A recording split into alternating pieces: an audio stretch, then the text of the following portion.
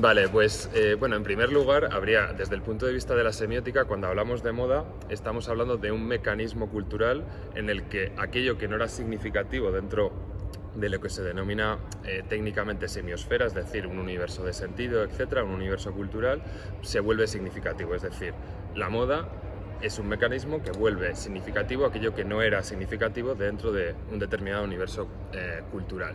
Eso por un lado. Y luego otra idea importante, en concreto para la semiótica de la cultura, es que la moda, digamos, es un metrónomo del desarrollo de una determinada sociedad o cultura.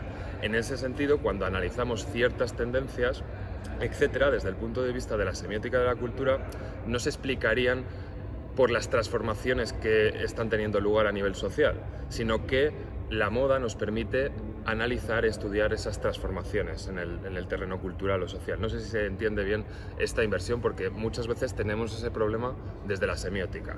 Siempre tendemos a explicar la moda como un resultado de una sociedad, cuando muchas veces es precisamente la moda lo que nos permite analizar, estudiar, bueno, los valores, las tendencias, etcétera, de esa sociedad. Eso como dos ideas básicas.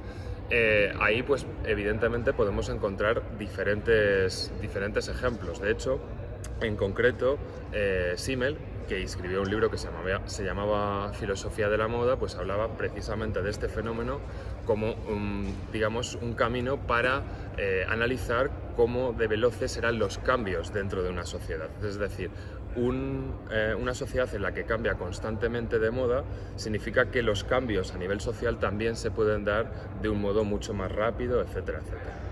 Eso, digamos, como digo, a nivel general, para entender cuál es la perspectiva que tiene la semiótica respecto a este fenómeno.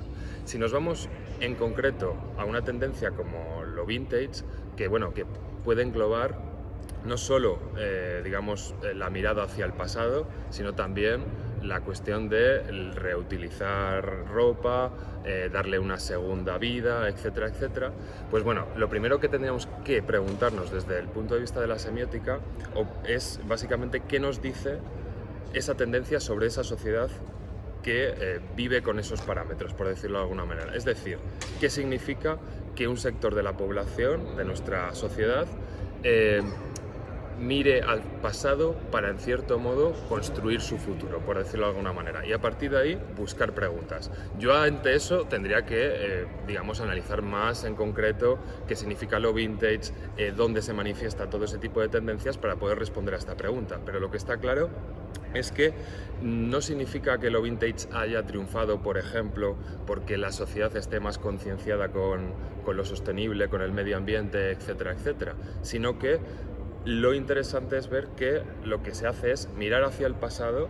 O sea, los jóvenes, por ejemplo, que normalmente es como el joven siempre mira al futuro, el joven siempre, en cierto modo, rompe o quiere romper con el pasado. Pues en este caso nos encontramos con precisamente lo contrario. Hay una tendencia en la que el joven, para enfrentarse a ese presente o a ese futuro, decide mirar al pasado, a sus valores, a sus formas, en este caso, de vestir, etcétera, etcétera. Entonces, yo creo que a partir de ahí se pueden hacer reflexiones de muchos estilos.